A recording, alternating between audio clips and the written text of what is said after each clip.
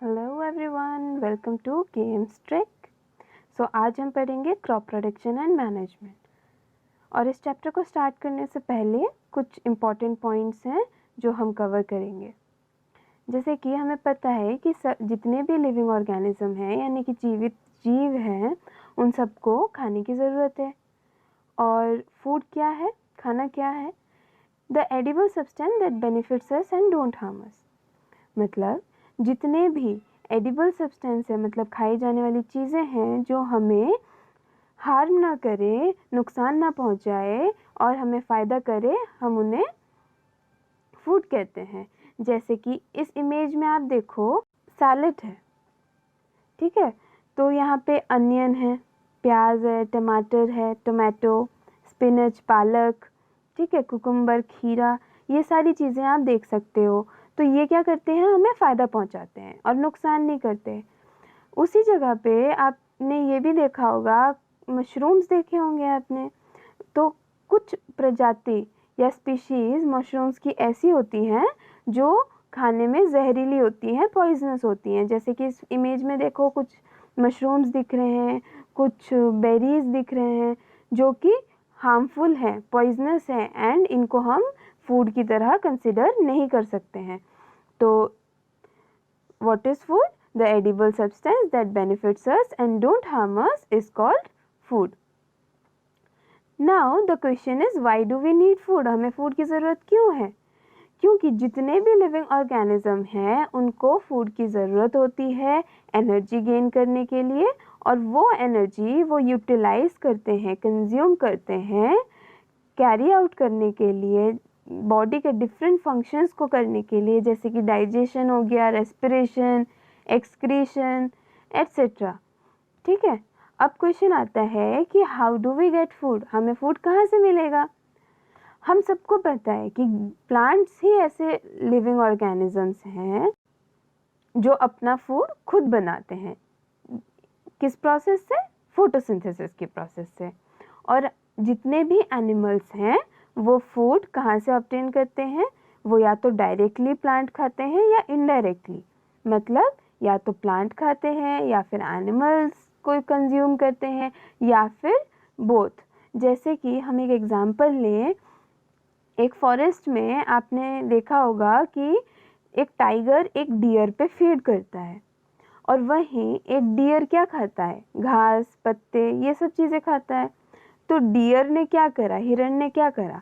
उसने directly plant खाया और टाइगर ने इनडायरेक्टली उस डियर को खाकर। ठीक है।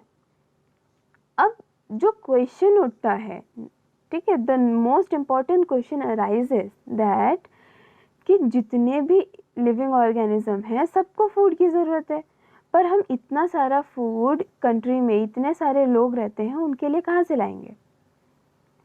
तो इतने सारे लोगों के लिए जनसंख्या, प्रॉपर मैनेजमेंट एंड डिस्ट्रीब्यूशन कि सबको पहुंचाए जाए, ये सारे प्रैक्टिसेस नीडेड होते हैं, ज़रूरी होते हैं।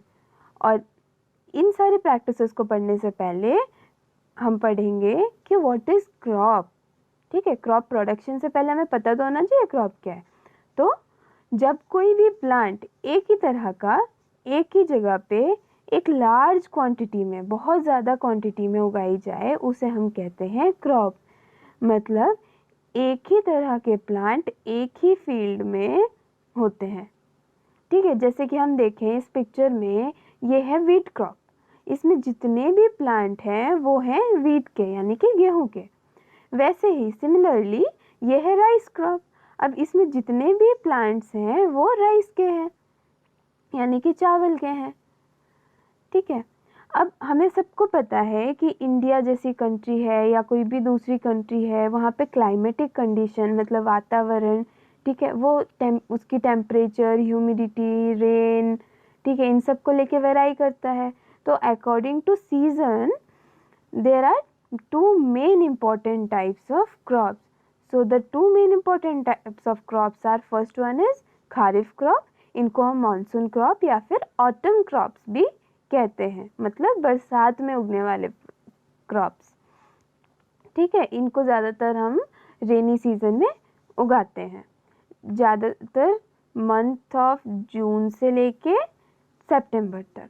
ठीक है, इनमें एग्जाम्पल आ जाता है पैडी, मेज, सोयाबीन, ग्राउंडनट, कॉटन और बहुत सारी चीज़ें हैं जैसे कि आप इस इमेज में देख सकते हैं। यहाँ पे काफ़ी सारे खारिफ क्रॉप के उगने वाली क्रॉप्स हैं या प्रोडक्ट्स हैं। Now the second one is rabi crops. इनको हम विंटर क्रॉप्स भी कहते हैं और ये सर्दियों में उगाई जाती हैं। जनरली जो मंथ होता है अक्टूबर से मार्च के बीच का, इन दिनों उगाई जाती हैं, जिसमें कि गेहूँ आ जाता है, हमारे छोले आ जाते हैं, पीज मटर आ जाता है, मस्टर्ड, सरसों, लिनसीड एट्सेट्रा। ठीक है, इमेज में देखो इतने सारे क्रॉप्स हैं जो हमारे राबी क्रॉप्स में होती हैं। अब आता है कि कौन सी ऐसी प्रैक्टिसेस हैं जो कि क्रॉप प्रोडक्शन के लिए बहुत ज़रूरी है। ठीक है, अभी कुछ प्रैक्टिसेस होती हैं, कुछ एक्टिविटीज़ होती हैं, मतलब काम होते हैं जो कि प्रोडक्शन और कल्टीवेशन मतलब क्रॉप्स को उगाने में बहुत ज़्यादा हेल्पफुल होती हैं। और ये जो प्रैक्टिसेस होती हैं इनको हम कहते हैं एग्रीकल्चरल प्रैक्टिसेस, जो कि होती हैं preparation of soil, sowing, adding manures and fertiliser, irrigation, protection from weeds, harvesting and storage. ठीक है, अब सबसे पहली चीज़ क्या होती है, जो फर्स्ट स्टेप है एग्रीकल्चर प्रैक्टिसेस का, वो है प्रिपरेशन ऑफ सॉइल। ये क्या करता है, इस एक्टिविटी से हमें क्या फ़ायदा होता है कि ये जो सॉइल होता है इनको लूज़ कर देता है, जिसकी वजह से अब दूसरा क्या होता है कि लूज सॉइल की वजह से अर्थवॉर्म है, माइक्रोब्स हैं, तो वो इजीली ग्रो कर पाते हैं सॉइल में। और जिसकी वजह से ये क्या करते हैं, अर्थवॉर्म है, जब वो अपना एक्सक्रीट करता है, ठीक है, अपने बॉडी से अपना वेस्ट मटेरियल निकालता है, तो वो क्या होता है, ह्यूमस जनरेट करता है सॉइल में।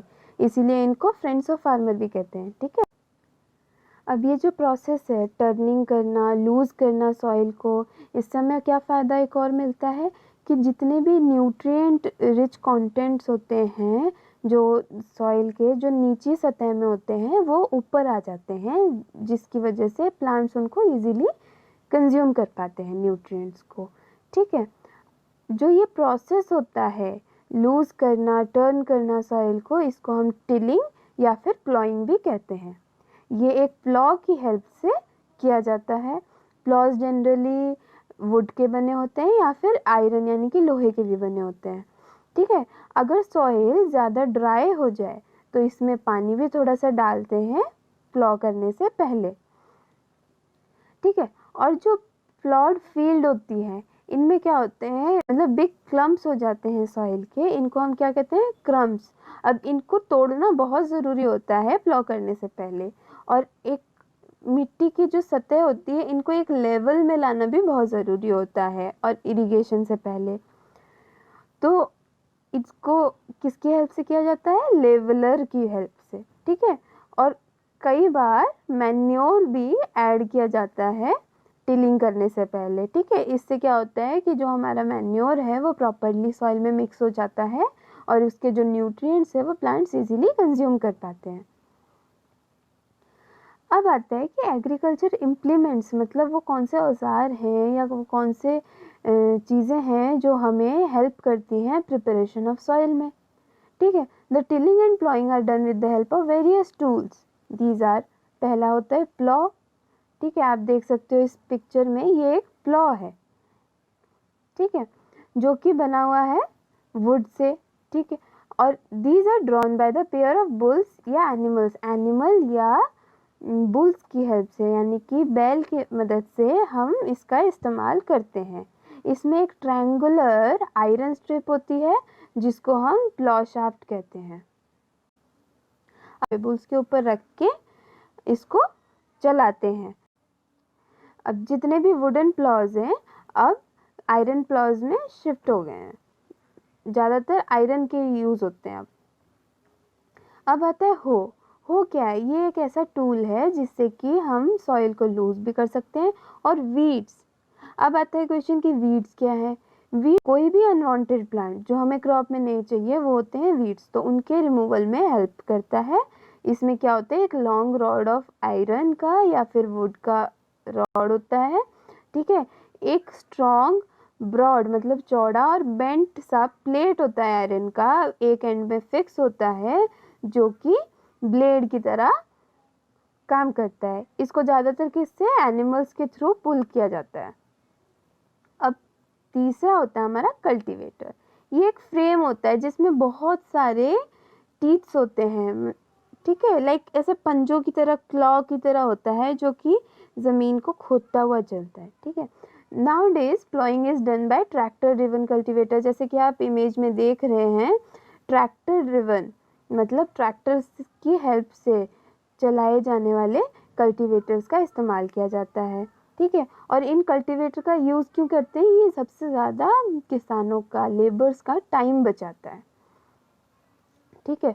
अब आते हैं सोइंग, यानी कि बीज बोना, ठीक है। Sowing means plantation of seeds. अब बीज बोने से पहले हमें सबसे ज़्यादा इम्पॉर्टेंट चीज़ क्या होती है कि बीज जो हो वो हमारी गुड क्वालिटी के हो, हेल्दी हो, और इनसे हमारी ईल्ड यानी कि जो हमारा प्रोडक्शन है कि अच्छी क्वालिटी के और अच्छे ज़्यादा अमाउंट में हमारे प्लांट्स या क्रॉप हमें मिले, ईल्ड अच्छी हो। और इसके लिए जो हमें टूल्स इस्तेमाल करने होते हैं, इनमें से जो ट्रेडिशनल टूल होता है वो एक फनल की तरह दिखता है, ठीक है। फनल की तरह होता है जिसको कि एक पाइप, ठीक है, पाइप के थ्रू पास कराते हैं, जिसमें जिसके एंड में भी पाइप्स होती हैं कुछ, जो ज़मीन में जब इस जैसे आप पिक्चर में देख रहे हैं इस तरह से सीड्स डालते हैं और वो ज़मीन में डलती जाती हैं सॉइल के अंदर। अब आता है जो नेक्स्ट इम्पॉर्टेंट और मॉडर्न टाइप का सीड सोइंग मशीन होती है, वो उसे कहते हैं सीड ड्रिल, ठीक है। जैसे कि आप इस इमेज में देख रहे हो, इसे कहते हैं सीड ड्रिल, ठीक है। ये क्या होता है कि इसको हम इस्तेमाल करते हैं ज़्यादातर ट्रैक्टर्स के साथ, ठीक है। और ये क्या करता है कि जितने भी सीड्स हम मतलब जो बीज हम डालते हैं मिट्टी में, वो एक प्रॉपर डिस्टेंस में इक्वली डिस्ट्रीब्यूट कर देता है, ठीक है। It ensures that seeds get covered by soil after sowing, ठीक है। प्रोटेक्ट करता है, बर्ड्स ना खा लें उन बीजों को, ठीक है। एक तो टाइम भी बच जाता है, और एक प्रॉपर बीच में डिस्टेंस देता है, जिससे कि प्लांट्स में भीड़ भाड़ नहीं होती, क्राउडिंग नहीं होती, और वो अच्छे से उग पाते हैं, ठीक है। और प्रॉपर सनलाइट भी मिलती है, एयर भी मिलता है उनको। अब आता है कि अब मैन्योर्स एंड फर्टिलाइज़र का ऐड करना तीसरा प्रैक्टिस होता है। जो हमारे प्लांट्स के अच्छे ग्रोथ के लिए जो चीज़ें डाली जाती हैं, जो न्यूट्रिएंट्स डाले जाते हैं, उसे कहते हैं मैन्योर्स एंड फर्टिलाइज़र्स, ठीक है। अब क्या होता है ना कि जब हम रेगुलर क्रॉप्स का कल्टीवेशन करते हैं तो जो सॉइल होती है उसमें से न्यूट्रिएंट्स ख़त्म होने लगते हैं, ठीक है, उनमें कमी पड़ जाती है। तो जब हम मैन्योर या फिर फर्टिलाइज़र डालते हैं तो वहाँ पे न्यूट्रिएंट्स फिर से अवेलेबल हो जाते हैं और प्लांट्स उनको दोबारा से यूज़ कर पाते हैं। अब मैन्योर क्या होता है, एक ऑर्गेनिक सब्सटेंस होता है जो कि decomposition of plant and animal waste से बनता है, इसके थ्रू होता है, मतलब जो छोटे छोटे कीड़े मकोड़े होते हैं, बैक्टीरियाज होते हैं, इनके थ्रू, ठीक है। अब आता है कि फर्टिलाइज़र जो है वो क्या है, वो है केमिकल सब्सटेंस कुछ पर्टिकुलर न्यूट्रिएंट्स के, जैसे कि यूरिया हो गया, अमोनिया हो गया, सुपर फॉस्फेट हो गया, नाइट्रोजन हो गया, ये सारी चीज़ें जो होती हैं वो सारी फर्टिलाइज़र्स में आती हैं, ठीक है। अब ज़्यादातर हम फर्टिलाइज़र्स का यूज़ करते हैं तो जो सॉइल होता है वो कम उपजाऊ होता है, ठीक है, और वाटर पॉल्यूशन का भी कई बार कारण बनता है। तो इस वजह से फर्टिलिटी मेंटेन रखने की वजह से जो हम फर्टिलाइज़र्स हैं वो हम उसकी जगह ऑर्गेनिक जो मैन्योर है उसका इस्तेमाल करना ज़रूरी हो जाता है। अब एक दूसरा मेथड होता है जिससे हम प्लांट्स में जो या फिर जो सॉइल में जो कमी आई है न्यूट्रिएंट्स की, उसको हम फुलफ़िल कर सकते हैं। उस मेथड को क्या कहते हैं, क्रॉप रोटेशन। क्रॉप रोटेशन क्या होता है कि एक ही जगह पे अलग अलग तरह के प्लांट अलग अलग बारी में उगाए जाते हैं, ठीक है। अब आते हैं कि अब जो हमने खाद पढ़ा, मैन्योर मैन्योर के फ़ायदे क्या हैं। एक तो वो पानी रोकने की क्षमता जो होती है सॉइल की उसे बढ़ाता है, वाटर होल्डिंग कैपेसिटी बढ़ाता है, ठीक है। सॉइल को पोरस बनाता है जिससे कि हमारे गैसेस का एक्सचेंज ईजी हो जाए। और अब ये एक और चीज़ क्या करता है कि जो टेक्सचर होता है, जो सॉइल की क्वालिटी होती है, वो उसे भी बढ़ाता है। अच्छा, अब हम देखते हैं डिफरेंस क्या है फर्टिलाइजर्स एंड मैन्योर्स में। ठीक है, फर्टिलाइज़र क्या होते हैं? मैन मेड इनऑर्गेनिक सॉल्ट होते हैं, जबकि मैन्योर जो होते हैं वो नेचुरल सब्सटेंस होते हैं जो कि decomposition of cattle Dang, plant residues, इनसे बनता है। ठीक है, जो फर्टिलाइज़र हैं उनको फैक्ट्रीज में बनाया जाता है और मैन्योर को ऐसे ओपन फील्ड में बनाया जाता है। फर्टिलाइज़र ह्यूमस प्रोवाइड नहीं कराता सॉइल को, जबकि मैन्योर क्या करता है? ह्यूमस प्रोवाइड कराता है सॉइल को। ठीक है, फर्टिलाइजर्स क्या होते हैं? रिच होते हैं प्लांट न्यूट्रिएंट्स जैसे कि नाइट्रोजन, फास्फोरस, पोटेशियम, जबकि मैन्योर क्या होता है? उनमें थोड़ा इन सब न्यूट्रिएंट्स की क्वांटिटी थोड़ी कम होती है, but manures are more beneficial than fertilizers. So thank you for watching. अब हम नेक्स्ट लेक्चर में पढ़ेंगे इसके आगे के जो प्रैक्टिसेस हैं इरिगेशन से related and storage and harvesting से रिलेटेड।